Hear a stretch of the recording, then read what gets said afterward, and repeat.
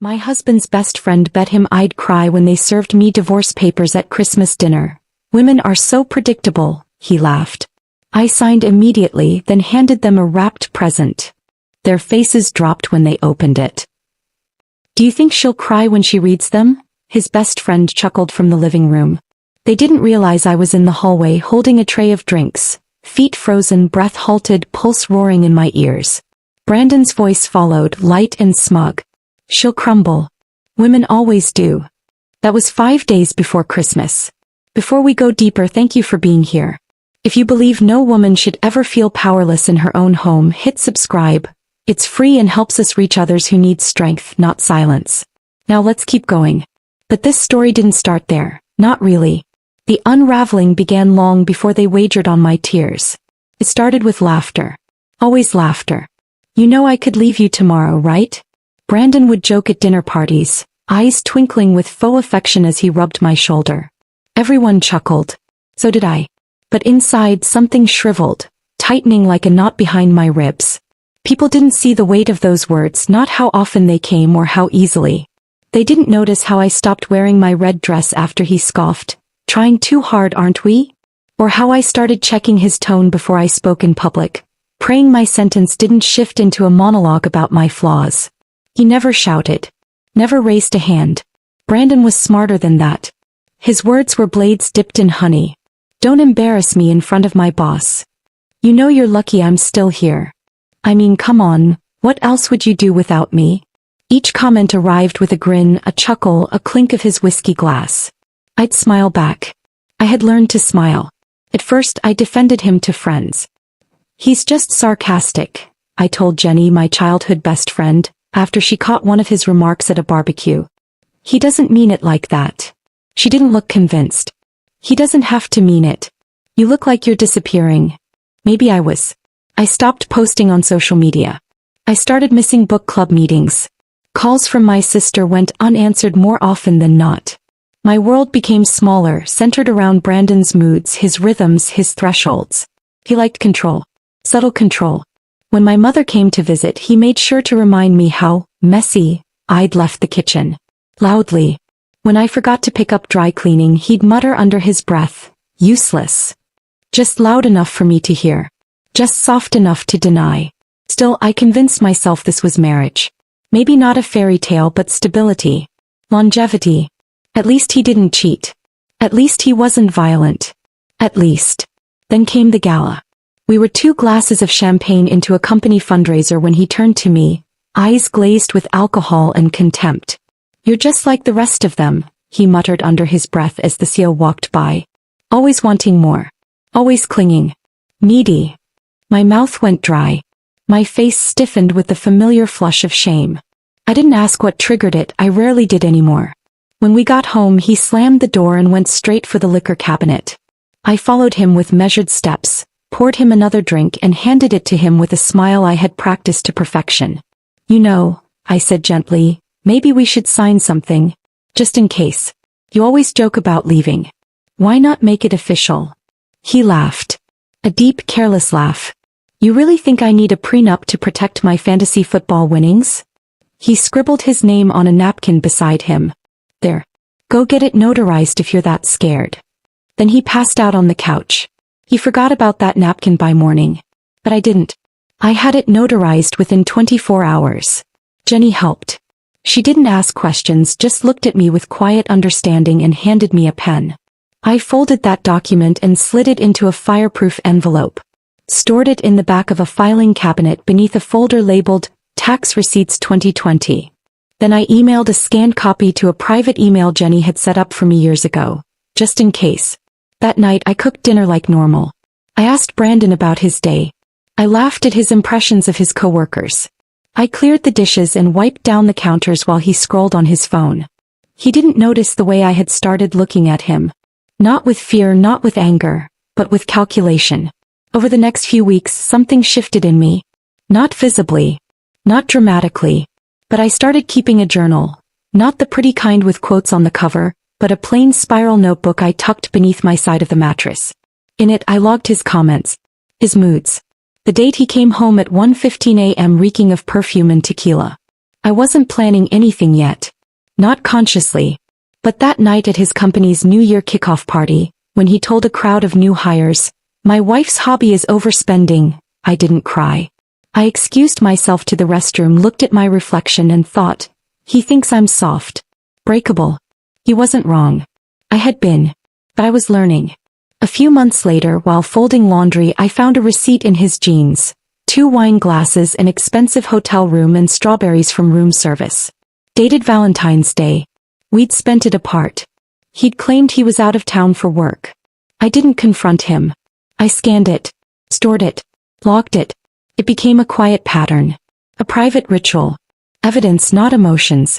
At dinner one evening he said, "If we ever split, you'll be crawling back. You can't even fix the Wi-Fi without me." I nodded, poured him another glass of wine and said, "That's true." I no longer believed it.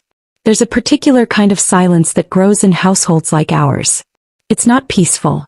It's tight, like a thread pulled through too many stitches waiting to snap. Every room echoed with conversations we never had. Every smile I wore came with a side of nausea. Then one night I woke to a nightmare, his voice in my dream echoing, "You'll have nothing." I sat up, sweating, heart pounding. And something in me whispered, "That's not true anymore." I had the document. The timelines. And I had time. That was the night I stopped pretending. From that point on, I wasn't his wife.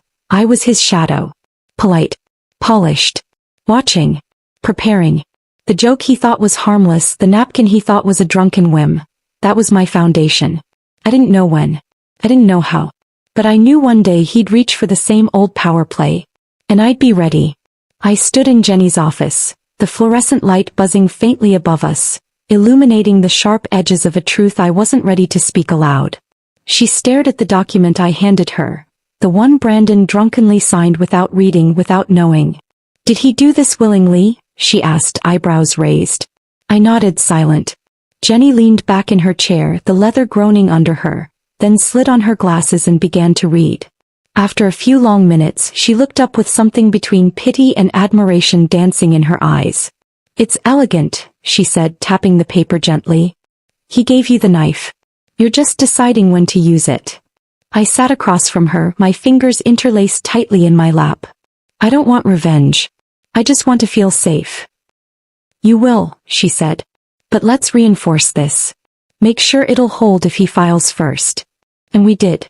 She drafted an addendum, adding clarity where there was vagueness, ensuring that if Brandon ever tried to twist the narrative, he'd be trapped by his own arrogance. We included provisions he'd never think to contest: spousal protections, financial splits, evidence of voluntary signing. He had written his name, dated it, in his handwriting. No coercion. No pressure. Just a smug moment turned irreversible. Jenny gave me a flash drive, a printed copy, and a look I hadn't seen from her since we were kids plotting mischief behind our school library. Except this time it wasn't mischief. It was war strategy. And we were playing the long game. "I'll hold on to a copy too," she said as I stood to leave. "Just in case." That night I returned home to Brandon watching a football game, beer in hand, socks tossed haphazardly on the living room floor. I paused at the threshold, watching him laugh at a replay, the noise from the TV bouncing off the walls like echoes from a life I no longer belonged to. "Dinner's almost ready," I said. He grunted in acknowledgement. That was the beginning of my performance. And I played the role better than I ever thought I could. I became the wife he bragged about, polished, pleasant, poised. When he made comments about my spending habits in front of friends, I laughed along. When he bragged about his promotion at his company's annual party, I kissed his cheek and toasted him with a bright smile, even though I knew he got the job because his supervisor wanted him gone from his current department. I no longer argued when he was cruel. I complimented his taste in wine, his choice of restaurants, even his new aftershave, though it smelled nothing like the one he used when we first met. He thought I was softening. What he didn't see was that I was sharpening. Brandon began to relax again, believing the fire in me had burned out. His behavior grew more careless. More entitled. He started coming home late without excuses. Left his phone face up on the counter, messages flashing briefly across the screen from numbers saved without names. I saw one from him. It read, "Tonight? Same hotel?" He left for the gym 10 minutes later. I opened our shared laptop, synced his phone's data to my cloud folder, and forwarded the screenshots to the private email Jenny had set up for me. I didn't cry. I didn't even flinch. Instead, I went to the kitchen and made lasagna, his favorite. He came home to a hot meal and a warmer smile. It was the best he'd eaten all week. At a barbecue a few weeks later, his best friend Nate cornered him near the grill, beer sloshing as he gestured animatedly. "She'll fall apart if you leave her, man," he laughed. "Too dependent. You've got it made." I was standing a few feet away, carefully arranging a fruit tray. I didn't flinch then either. Instead, I placed the strawberries in a perfect spiral, one red slice at a time. Brandon joined me moments later and wrapped his arm around my waist, pressing a kiss to my cheek like he hadn't disappeared the night before without explanation. "You look beautiful today," he said. I smiled. "Thank you, sweetheart." The day after the barbecue, I started recording phone calls. Only the ones that mattered. The quiet conversations when he slipped up, said too much, laughed too hard at things no loving husband should laugh at. I labeled each file by date and stored them meticulously. I felt like a spy in my own home. But I wasn't seeking revenge. Not then. I was building a parachute. Quietly. Carefully. Because when you live in a house made of cracks, you don't wait for it to collapse. You learn where to step and when to jump. I even bought a planner and began marking days with tiny symbols. An X for his late returns, a star for suspicious charges, a dot for lies I could prove. To anyone else it looked like grocery lists and meal plans. To me it was a map. Eventually I stopped reacting at all. I became a mirror. He saw in me only what he wanted to see. A woman who had stopped resisting, who had shrunk herself to fit neatly into the narrow space he'd carved for her. And so he got bold. He started leaving cash out in the open, large withdrawals he never explained. He went on business trips with luggage full of cologne and pressed shirts he never used for Zoom calls. One day I found lipstick on a receipt. The shade was called Temptress Red. I wasn't offended. I made a note. The final confirmation came 2 weeks before Christmas. Brandon had a few drinks and fell asleep on the couch with his phone unlocked. I glanced down as a message thread flickered to life. She doesn't suspect a thing. I'll file on Christmas. Want front row seats? Attached was a laughing emoji and a gif of a woman sobbing into a tissue. My fingers didn't tremble. My stomach didn't turn. I read the message twice, screenshot it and emailed it away. Then I deleted it from the conversation entirely. That night as I lay beside him, I stared at the ceiling and thought about candles, cranberries and carved turkey. Christmas. He was planning my downfall like a party trick. He thought I'd break. But I'd already chosen the date. The witnesses. The setting. He wasn't the only one with a performance prepared. Because he'd forgotten something critical. When you hand someone a knife, you don't get to act surprised when they learn how to wield it. The Christmas table gleamed like something out of a magazine. Perfect, curated, falsely warm. A flickering garland framed the windows, candles flickered in glass holders, and the roast turkey glistened beneath Brandon's carving knife as he grinned like the proud patriarch. He wore the sweater I bought him last year, maroon with small reindeer stitched across the chest. The irony of that, me dressing the man plotting my undoing, was not lost on me. My sister Beth passed around her famous spiced wine, cheeks flushed from both the heat and the alcohol. Brandon's parents chatted about their retirement plans. Everyone looked so content, so unaware. I moved among them like a hostess on autopilot, refilling glasses, smiling with my teeth but not my eyes. Beneath my dress, my legs trembled, not with fear but with anticipation. My heart beat a steady rhythm. Tonight. Tonight. Tonight. Brandon caught my eye once while slicing the turkey and winked. He had a look about him. Overconfident, self-satisfied, the way he used to look before his sales pitches closed. I matched his smile with one of my own, warm and unreadable. Let him believe he'd won. Best bird yet, his dad said, chewing with gusto. Steph's perfected the recipe, Brandon added, placing the platter on the table like a trophy. She's had plenty of practice. What is this, our 7th Christmas? 8th, I corrected gently, sitting across from him. He raised his glass. Well, here's to 8 more. Or, however many we last. His voice held that cruel lilt again, the one he coded in humor to keep his jabs casual, deniable. Laughter rose around the table. I chuckled too, brushing a non-existent crumb from my napkin. As plates emptied and the buzz of wine settled into the room, I noticed Brandon's best friend, Nate, whisper something in his ear. Nate was already tipsy, eyes glassy, smirk lopsided. Brandon nodded and stood up, slowly tapping his glass with a butter knife. "All right," he said, clearing his throat. "Before dessert, I have a little something for my lovely wife." I glanced at Beth, who gave me a smile of genuine delight, expecting maybe a necklace or a handwritten note.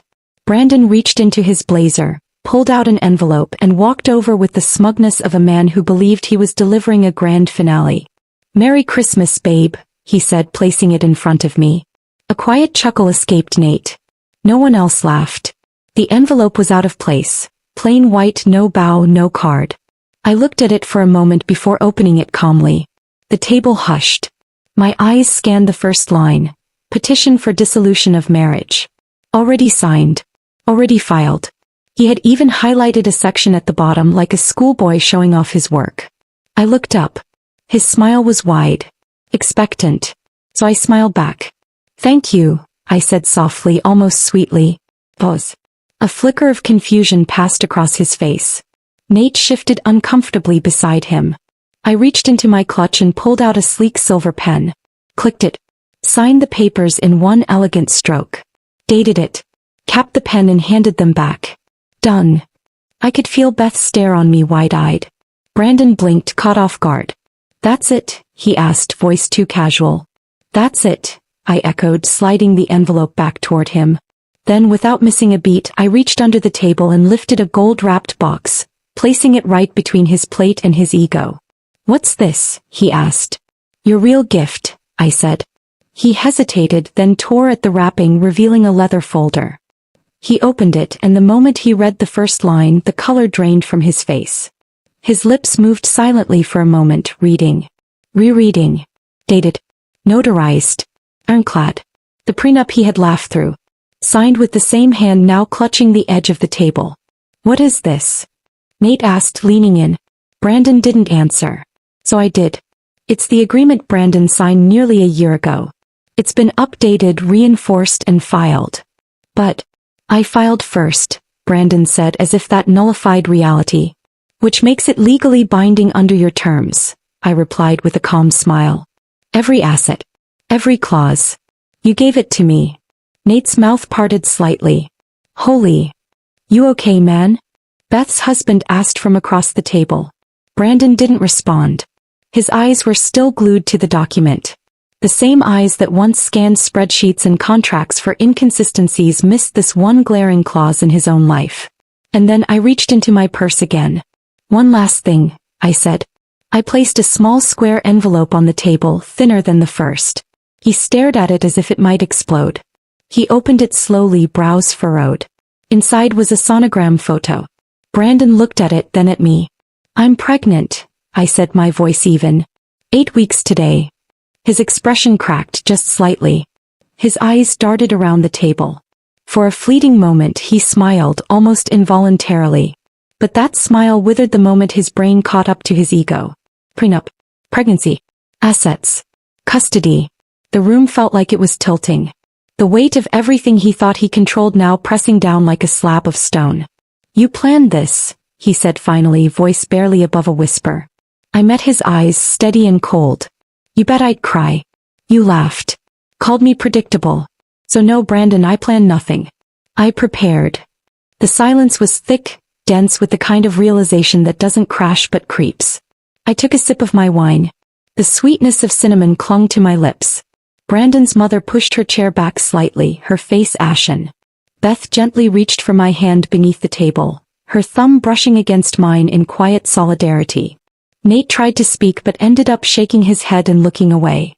Brandon stared at the prenup like he could rewrite it with sheer will. He couldn't. I stood slowly and began clearing the dessert plates that hadn't yet been filled. My hands didn't shake. My breath remained even. "Apple pie or pecan?" I asked the table. No one answered. Brandon sat frozen, flanked by the wreckage of his illusion. And I wasn't broken. I was just getting started. Brandon sat there, shoulders stiff, mouth slightly open, as if the words he'd just said had choked him mid-thought. "You planned this." But I barely heard him anymore. He was staring at the prenup in front of him like it was some ancient curse etched into parchment. Only he'd written every line himself.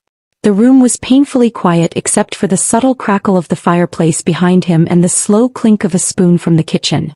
Even the ornaments on the tree seemed to stop shimmering. Then his eyes dropped to the sonogram photo still lying in his lap. He looked at it like it might vanish if he blinked. The faintest twitch passed through his jaw. "Steph," he started. But I stood straighter. "No." Just one word, calm but firm. He blinked slowly, like he was recalibrating what version of me he was speaking to. His voice cracked slightly. "You don't have to do this." "Oh, but I'm not doing anything," I replied, lifting my wine glass without looking at him. "You already did."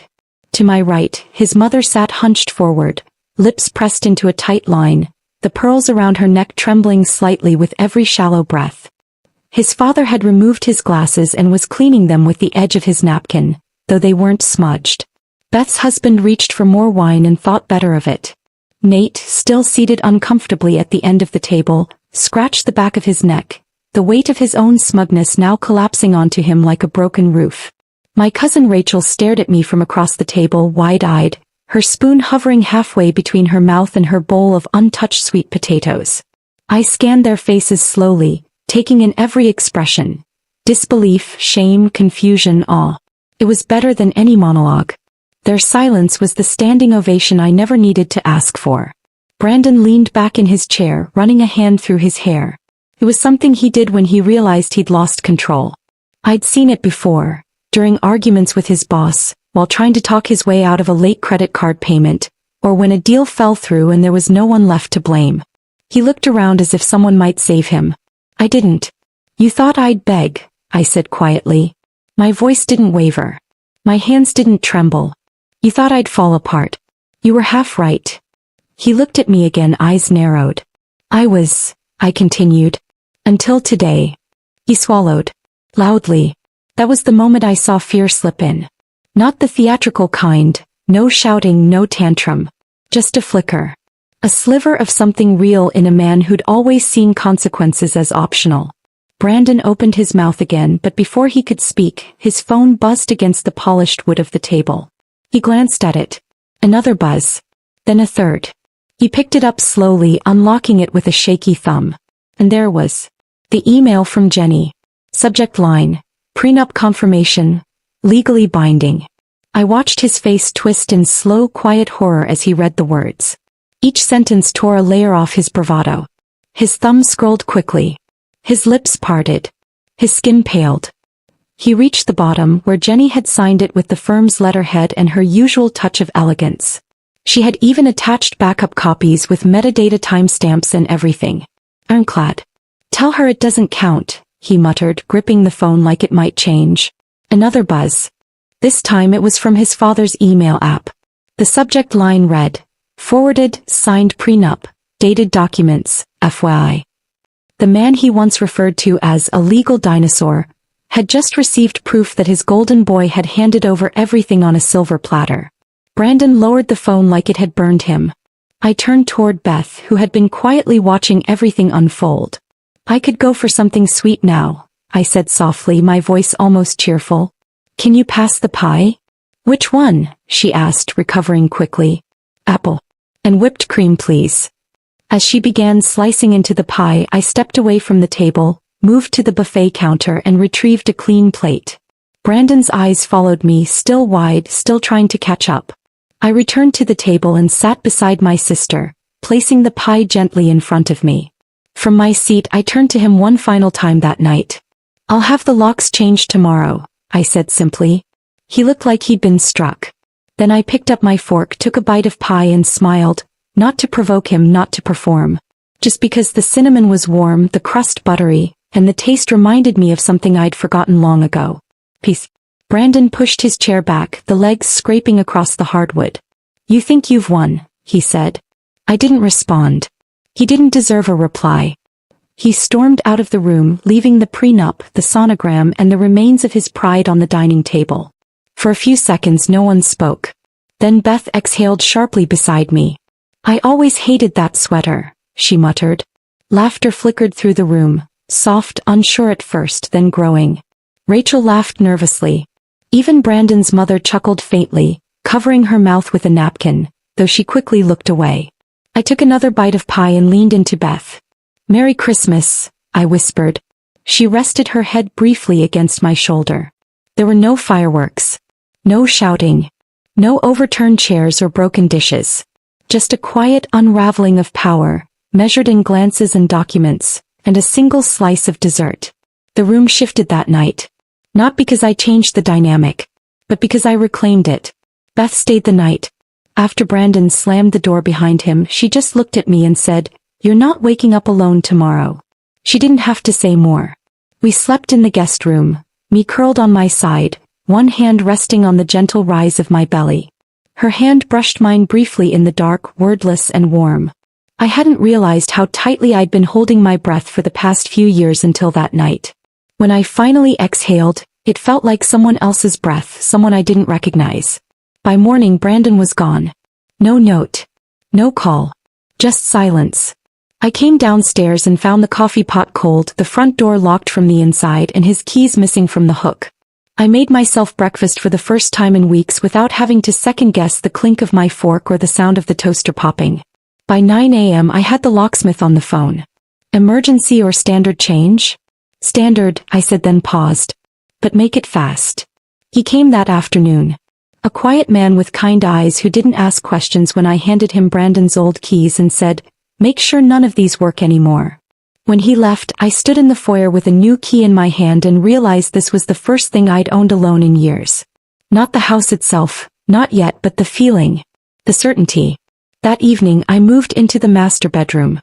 It still smelled like his cologne, faint traces of something expensive and cold. I opened every window, let the December wind run through the space, stripped the sheets and bundled them into trash bags. I found an old box of sandalwood candles in the closet. Ones I used to love before he said they gave him headaches.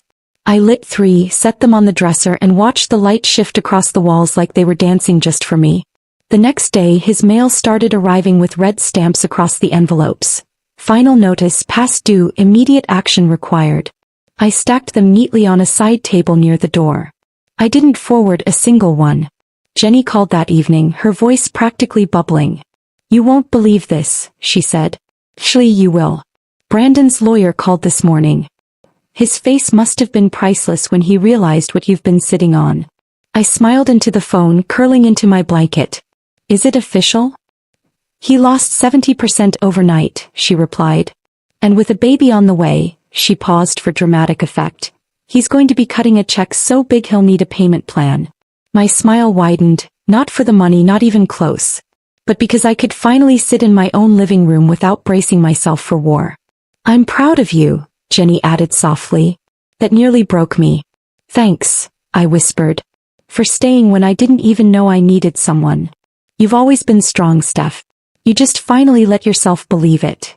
The fallout was quiet at first, like snow melting instead of avalanching. Some friends unfollowed me. Some chose sides. A few sent me cautious texts full of disclaimers and, "I'm not taking sides," but others were bolder. One message from a woman I hadn't spoken to in 2 years simply read, "I wish I had your strength." A bouquet of peonies arrived at my doorstep days later. No name, just a card. About time. C.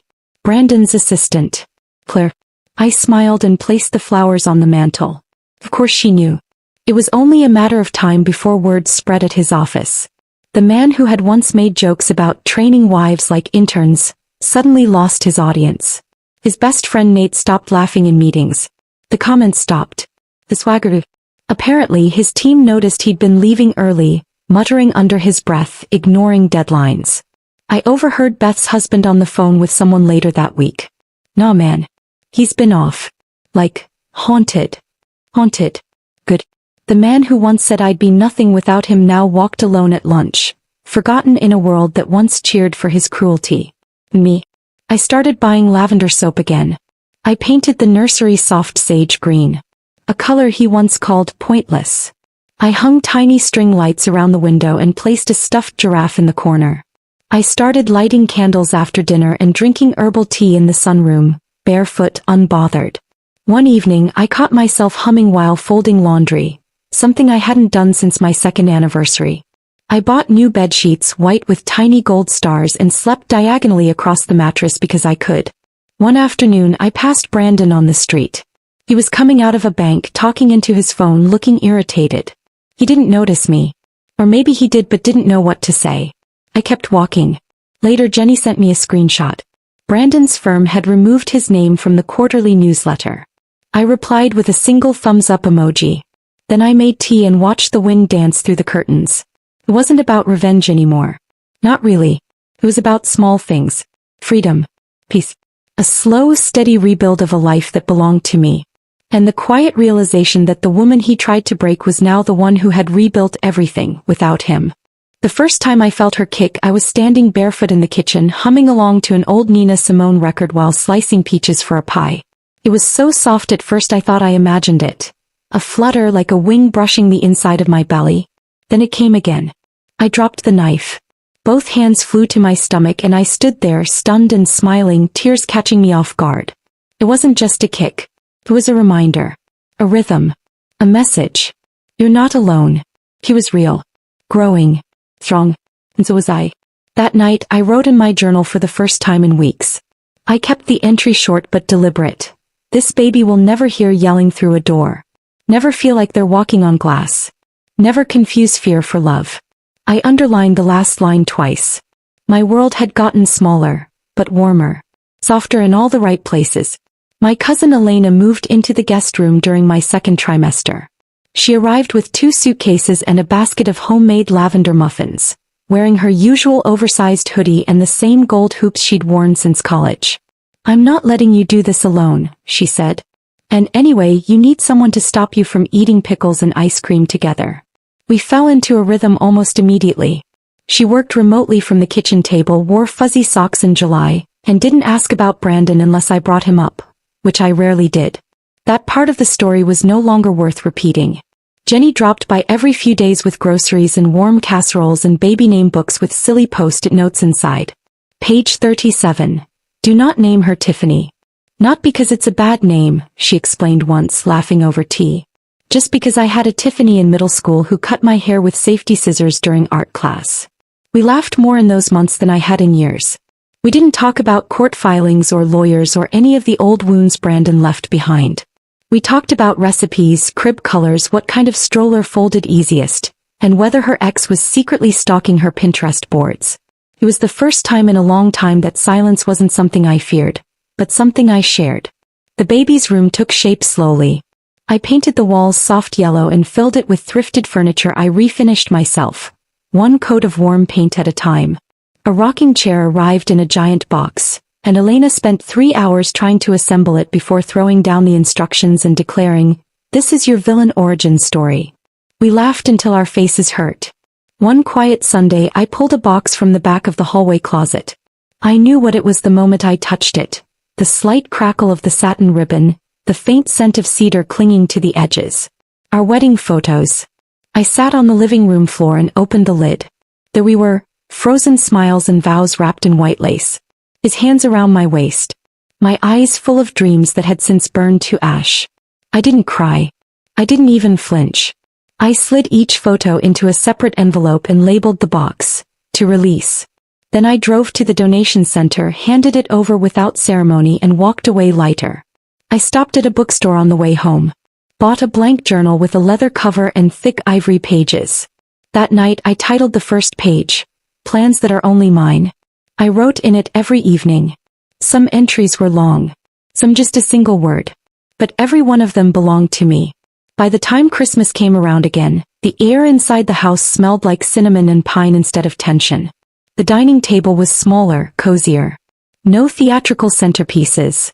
No wine glasses used as weapons of charm. There was laughter. Real laughter. The kind that bubbles up without effort. Beth brought her toddler who kept dropping mashed potatoes on the floor and yelling, "Oh," with the pride of a magician pulling off a trick. My dad carved the turkey while Elena tried and failed to make vegan gravy. Jenny brought a date, her first in a year, and I didn't feel envious. I felt full. And next to my sister's son sat a brand new high chair, white with little yellow stars, holding the love of my life. My daughter. She had his eyes maybe. But the rest? All mine. Her cheeks were full and pink from the cold. Her tiny fingers gripped the edge of her tray while she babbled nonsense like it was the most important speech ever given. I didn't spend the evening watching the door. I wasn't checking my tone. I didn't rehearse answers in my head or wonder if someone's compliment might trigger a jab. I was present. Every bite of food. Every shared glance. Every story told between courses felt like a celebration. Not of survival but of something new. After dinner, I curled into the armchair by the fireplace, my daughter asleep on my chest, her tiny breaths warming the fabric of my sweater. Everyone else had drifted to the kitchen or gone out for a late walk, but I stayed behind, holding her, surrounded by the kind of peace that used to feel fictional. I took a sip of my cocoa and whispered to her softly, "He said I'd be nothing without him." She stirred slightly, her fingers curling. I kissed her forehead and smiled. "Turns out," I murmured, "I'm everything without him." If this story of calm power and perfect timing gave you chills, hit that like button right now. My favorite part was when she slid that gold-wrapped box across the table. What was your favorite moment? Tell me in the comments below. For more stories of strength, smart revenge, and emotional justice, subscribe and tap the notification bell so you never miss a moment.